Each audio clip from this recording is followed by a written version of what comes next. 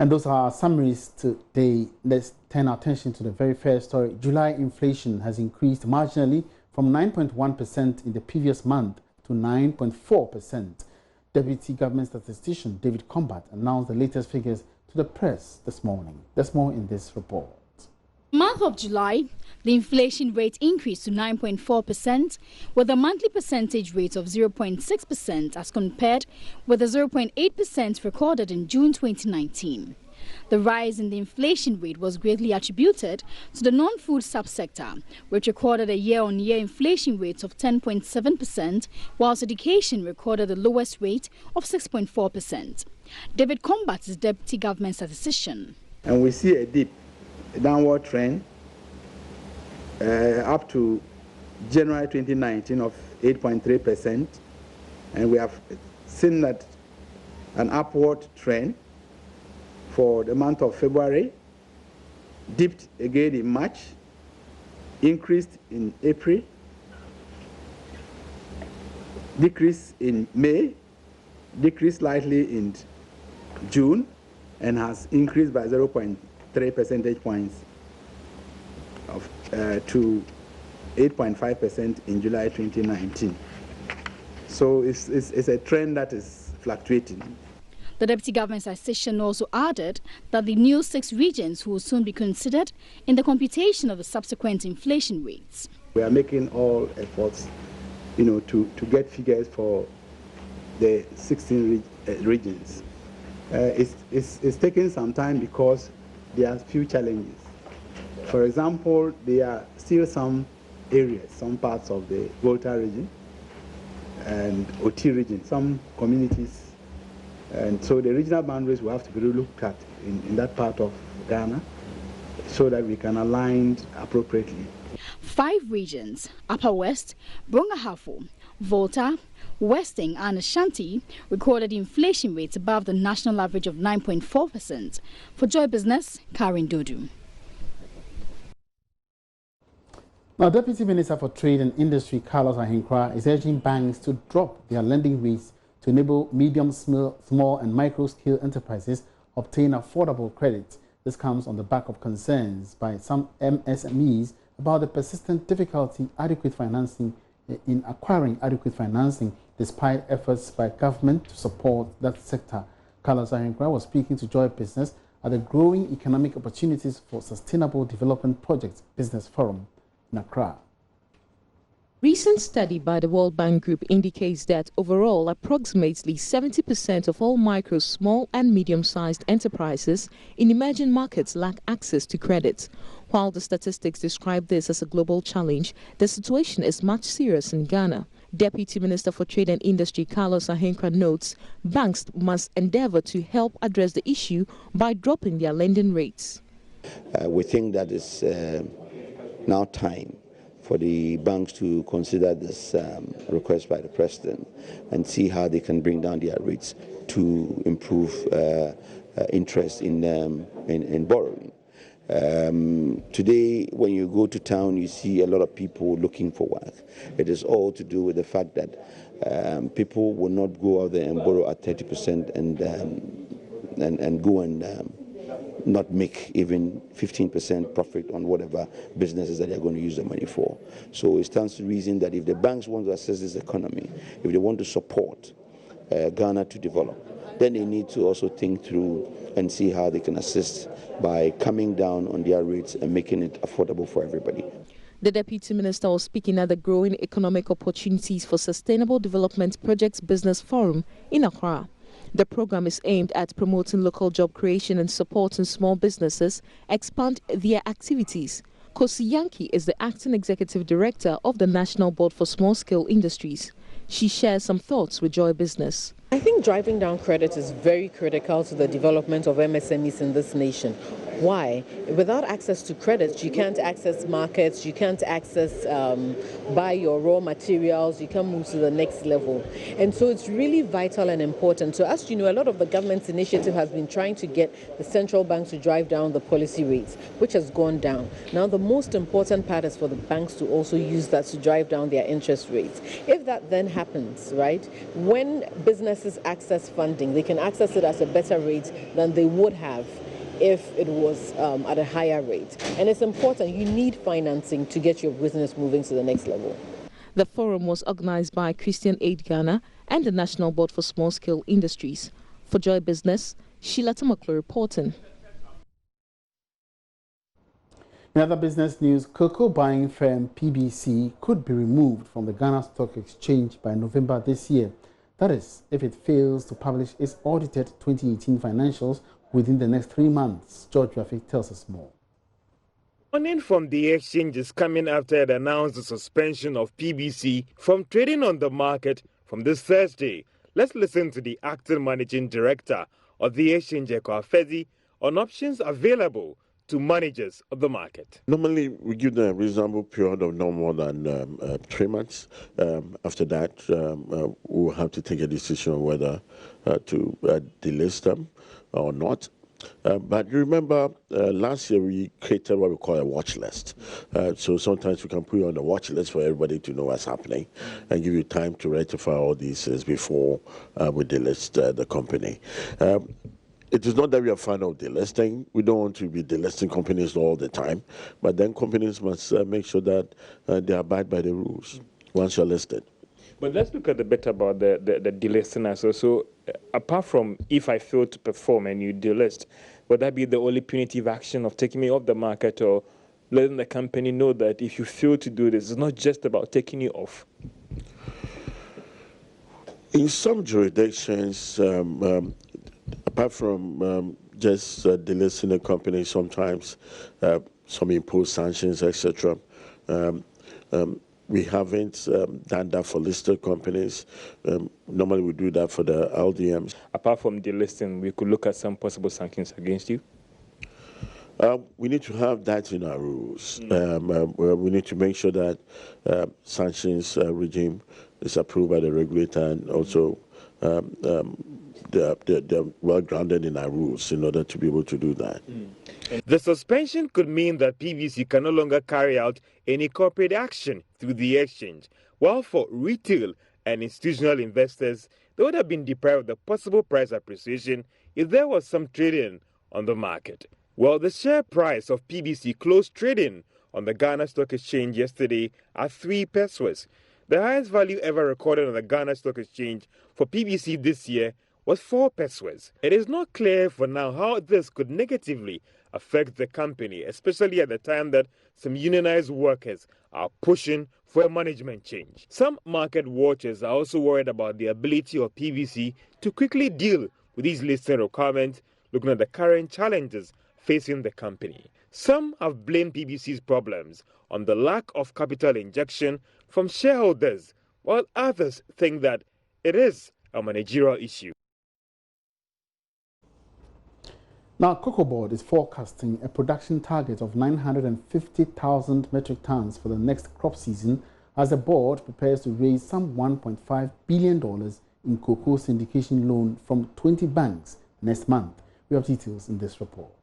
Cocoa Board, in the notice to the Finance Committee of Parliament, based its forecast on trends in cocoa production over the past year and some good agronomic practices being adopted by the board. The 950,000 metric tons of cocoa that has been set is slightly higher than the 930,000 metric tons, which was even reviewed downwards by Cocoa Board. So which banks would lead Cocoa Board to raise this 1.5 billion cedi syndication loan on September 13 this year? Based on documents submitted to Parliament, they include Cooperative Robobank, Ghana International Bank PLC, MUFG Bank, Naxos, Nedbank and Societe Generale. These institutions, we understand, would ensure that Cocoa Board gets the targeted amount at a favorable interest rate.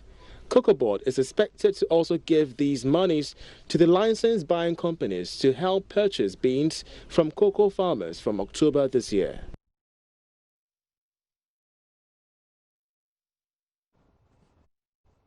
Now, government is urging more private sector participation in the agri sector to drive further the development of the sector, according to Vice Chairperson for Food and Cocoa Affairs for the Select Committee of Parliament, Abraham Juma Odum. Private sector participation is necessary to back government's efforts at improving agriculture's contribution to GDP. He spoke at the launch of the 2019 IFED Flamingo Awards in Accra. The planting for food and jobs, planting for export and rural development, distribution of subsidized fertilizers and the Rearing for Food and Jobs programs are among many initiatives by government to improve productivity in the agriculture sector. Vice Chair for Food and Cocoa Affairs for the Select Committee of Parliament, Abraham Juma Odum, noted there's a need for more private sector participation to support government's efforts. The ministry is also looking at getting the private sector involved.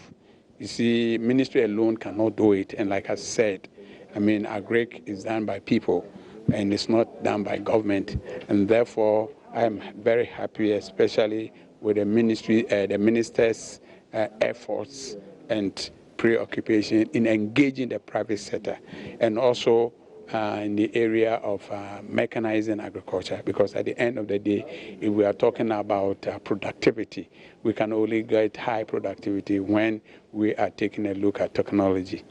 The Vice Chair for Food and Cocoa Affairs for the Select Committee of Parliament was speaking at the launch of the 2019 Institute of Financial and Economic Journalists Flamingo Awards under the theme Towards Agribusiness and Sustainable Development. Professor John Gachi is the chair of the awards jury. Our implementation of agricultural policies are very weak, so we need to step up our implementation, commitment to implementation, and incentivize people to engage in agriculture. In fact, other places where agriculture is performing excellently is because the private sector is incentivized and they engage in agriculture as a commercial activity. Most of our people that we go around that they are farmers, they actually engage in subsistence farming. That is the job that their grandfathers gave them when they were born. So that is what they are doing. But we need to get to a point where we get a roadmap of incentive to drive the private sector really into agribusiness. Entry for the IFED Flamingo Awards is open for all business and financial journalists from now to the 12th of September 2019. For Joy Business, Sheila Tamaklo reporting. So it's a Wednesday and time for the Joy Business Van. Now, digital technology continues to change the ways of doing business. It is no longer an option for business growth, and even small businesses are taking advantage of it. On this evening's episode of the Joy Business Van, we discover how some startups are utilizing digital technology to address their daily challenges. I've heard this term over and over again, digitalization agenda. No surprise, because the world is fast changing with the advent of technology. Catch up or you lag behind, and many startups are becoming very conscious of this.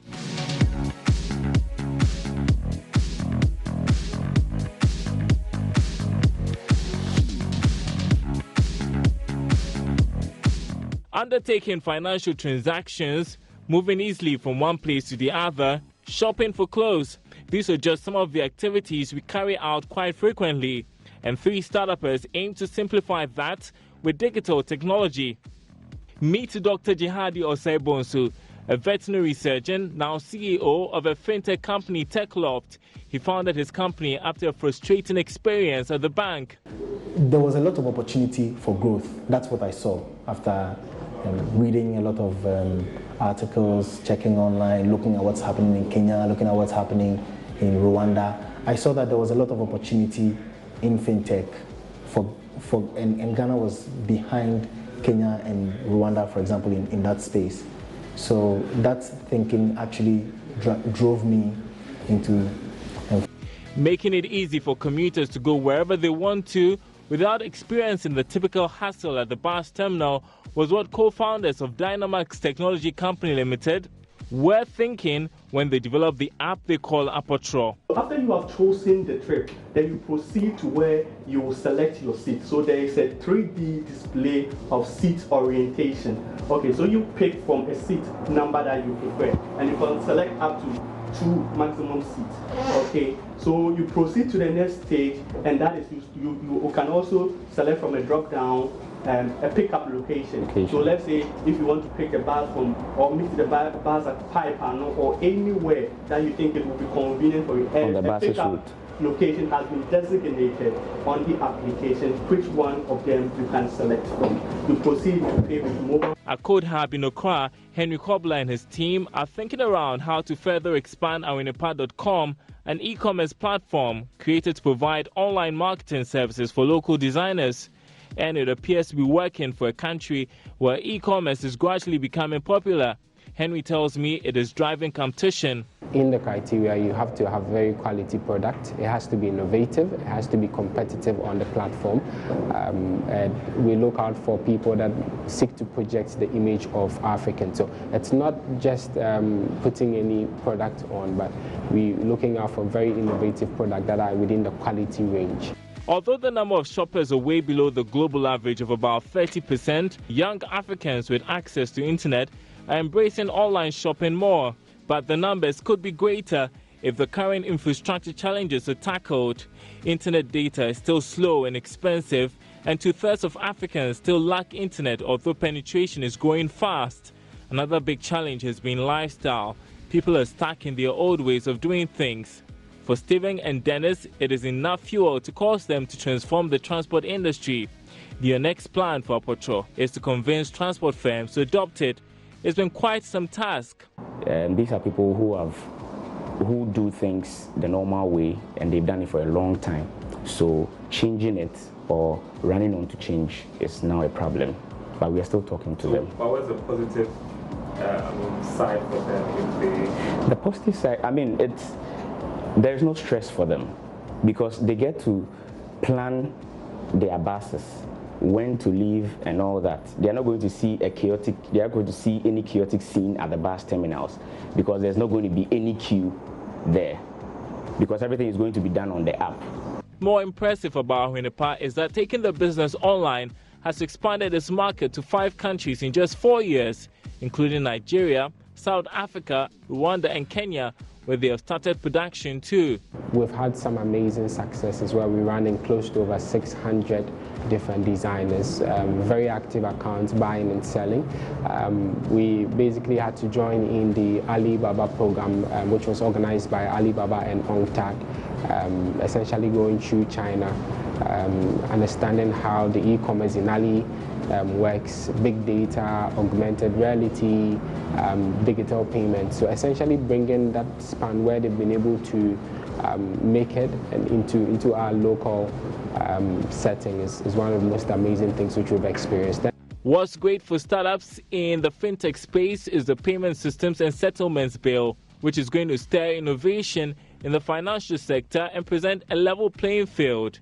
Jihadi is excited about the prospects for his business. Challenges in fintech in Ghana basically has to do with getting the right partner bank that understands what you want to do and has the right technology to support what you want to do. I think in my first 2 years, those were the main challenges that we faced, and we kept hopping from bank to bank looking for the right partner who really understands what we want to do and can help us deliver maximum value to our users. And there is much hope for these startups, seeing what e-commerce platform Jumia has been able to accomplish with over 4 million customers in 14 African countries. It recently listed on the New York Stock Exchange, the first African tech firm to do so.